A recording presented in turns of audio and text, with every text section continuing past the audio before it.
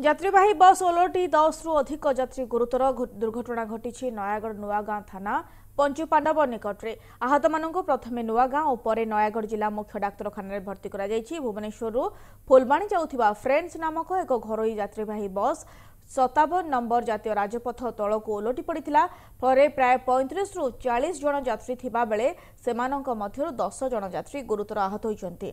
दसपल्ला और नुआगां दमकल बाहिनी पहुंची सहित स्थानीय लोकों सहायतार उद्धार करा जायथिला।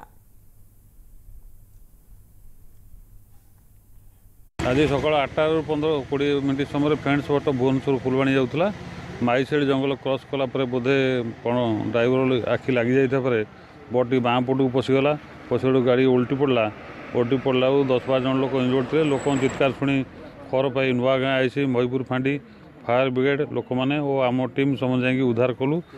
उद्धार कर 2 जन लोक गाड़ी तले रही थे ड्राइवर और हेल्पर से समस्त आम्बुलांस पठाई समस्त अवस्था भल अच्छी लोक मैंने भी बहुत सहयोग।